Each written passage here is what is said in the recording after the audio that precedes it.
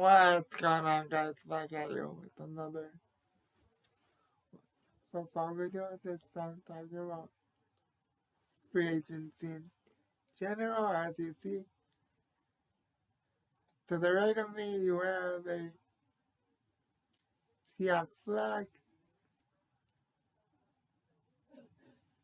To the left of me, you have a Jets.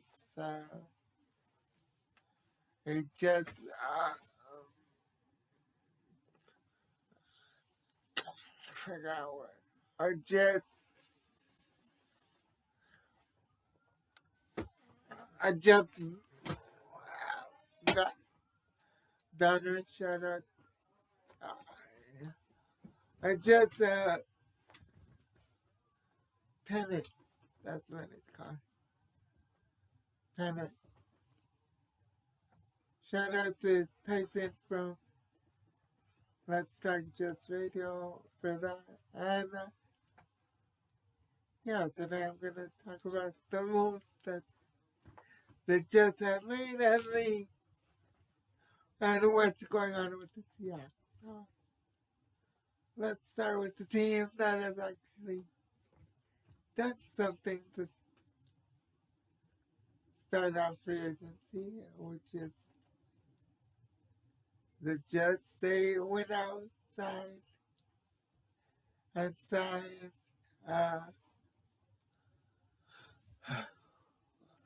what was it from the Titans?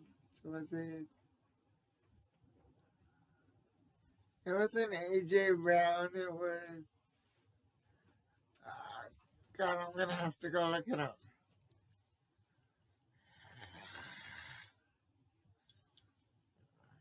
It wasn't Curtis Samuel. It was.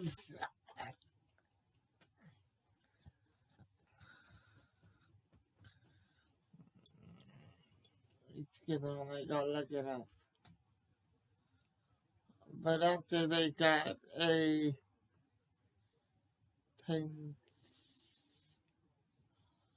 former wide receiver and was now with the Jets, they also got former Bengals pass rusher called Lawson. Was a good pass rusher off the edge, and the reason people don't know about him is because, well, he was on the Bengals, and the Bengals are a pedestrian organization.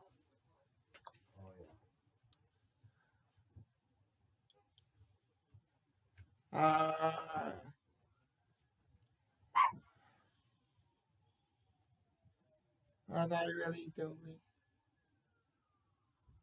pedestrian. The last time they were any good, they had Carson Palmer and Chad Johnson, but anyway, let me look up the receiver that the Jets signed before I keep talking.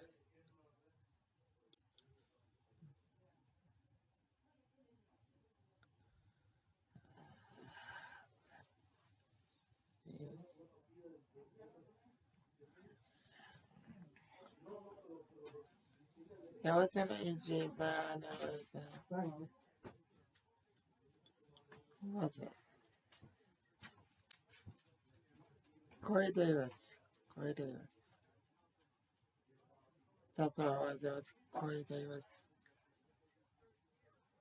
Who was with the Tennessee Titans. But is now with the Jets. They wanted the Jets also tried to get Trey Hendrickson with the Saints, but the Bengals beat them to that. Also, both the Seahawks and the Jets were going after Pro Bowl, Pro Bowl guard Joe Thuney, formerly of the Patriots, but both teams got outbid by the Kansas City Chiefs. The rich get richer for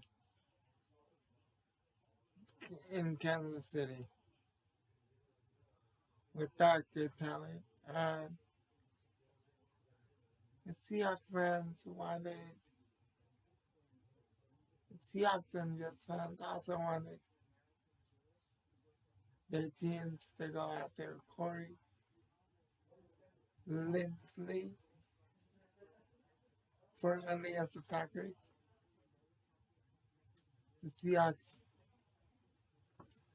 dipped their toe in the water, but didn't get too close. Eventually, he went with the Chargers. I refuse to claim them, even though they're in my city. They still should be in San Diego, in my opinion. So I'm just calling them the Chargers. I'm not even giving them a city. But Corey Linsley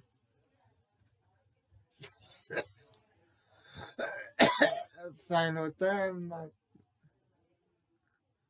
not the Seahawks, not the Jets, not the Cardinals. Thank God. Otherwise, that would have made their offense a whole lot better because Kyler Murray is like a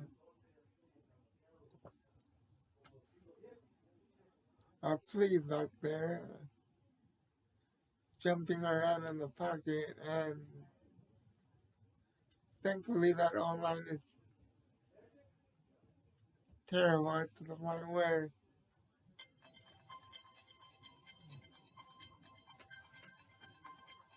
somebody's calling me. I'll get back to it in a minute. But if you would have gone to the Cardinals, that would have caused more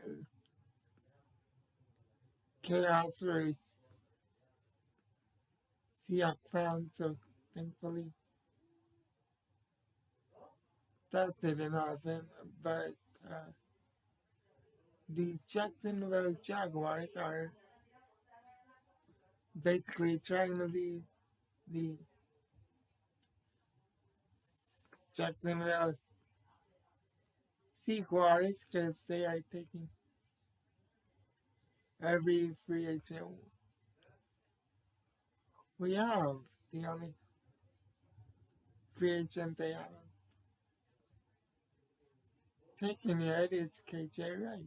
They've taken Carlos Hyde and both Griffin twins. Oh, Carlos Hyde is whatever. I'm not upset to see him go because I think we can get a better running back in free agency, whether it be Aaron, not is it Aaron? I think that's the name of the was it the Green Bay Packers or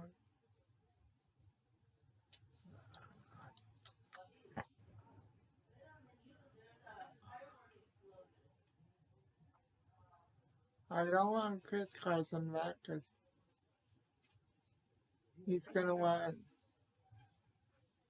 Aaron Jones type money, and Aaron Jones got 13 mil a year, which I don't want to give to running back. So, yeah. Um, but the strange thing is that, or not the strange thing, the annoying thing if you're a Seahawks fan is that they haven't done anything. They're letting players go. They haven't signed anyone. They stay tied to what they usually do, which is wait till the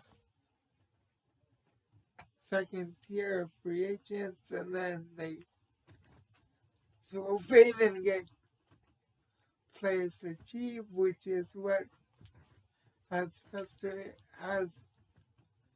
made Russell Wilson grow frustrated, but I got good news on that part. He's looking like he's not going anywhere because the fourth teams that Mark Rogers named have quarterback as of today. Now, Sunday, Drew Brees retired, and then they extended Taysom Hill and gave him a $116 million contract for whatever reason. He's not a quarterback, but whatever, it's not my problem. It's the Saints' problem. Then they re-signed Jameis Winston to be a backup or a starter. Who knows what the Saints are thinking. The other team is the Cowboys, who signed Dak Prescott to a $150 million contract. No, 160. I apologize. $160 million contract last week. And finally, the Chicago Bears. I'm skipping over the Raiders because I'm coming back to them. The Chicago Bears allegedly, I say allegedly because I don't trust anything Colin Coward says, tried to offer 3 of their first round picks, meaning this year and next year and the year after that. First round picks and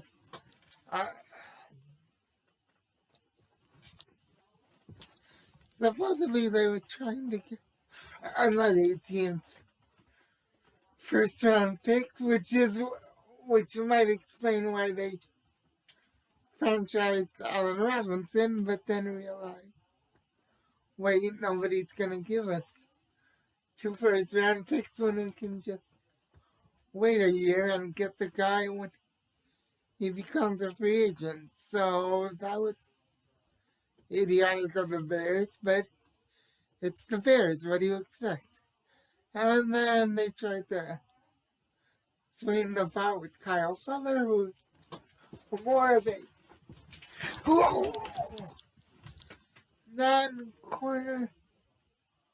cornerback than a zone cornerback, so that wouldn't have worked. The only thing I would have accepted was 3 first round picks Khalil Mack and either Tariq Cohen or David Montgomery. From the sounds of it, they didn't offer any of that. Instead, they restructured Khalil Mack's contract on Saturday, making that a a sign that they were waving the white flag on trying to get Russ. So today they signed Andy Dalton, of who plays for the Cowboys. He will compete with Nick Foles to be the starting quarterback of the Bears as of right now. If they don't draft a quarterback, like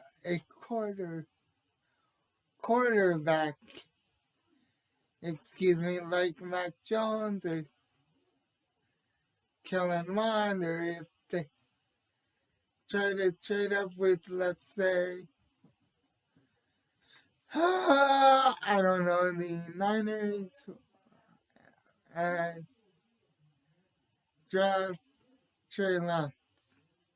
That's what I would do if I were the Niners. I mean the Bears, excuse me. I would trade up with the Niners and get Trey Lance out of North Dakota State. Same college that Carson went to, because in my opinion, the quarterbacks that I rank from top to bottom go like this: Trevor Lawrence, Justin Fields, Trey Lance, Zach Wilson, and Matt Jones. Now I know Jets fans are gonna be now that I have Zach Wilson for it, but sue me, because I don't trust the quarterback. That was a 1 year wonder that nobody was talking about last offseason as being a top quarterback prospect, just because he played one good year at BYU against cupcake competition. I'd rather have Trey Lance, Justin Fields, or who plays better competition. Trey Lance uh, has,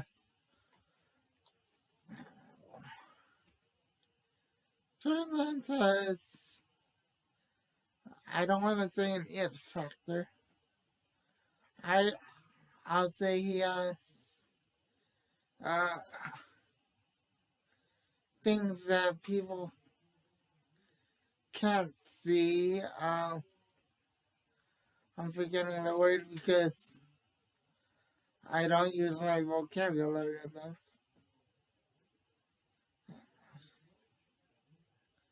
But there's something about Trey Lance that I like more than Zach Wilson. Zach Wilson, and I said it on the Let's Talk Jets radio uh, live stream. I've said it there, and I'll repeat myself. Here, he reminds me of Johnny Manziel, where Johnny Manziel had a great online, had great receivers, and tried to make something out of nothing every play. And if I were the Jets, I would get away from that, but I'm not Joe Douglas. I'm not Chris Sims. I'm just a fan who been watching football for 20, it'll be 23 years in September since I was 5, because I'll be 28 in September. So yeah, but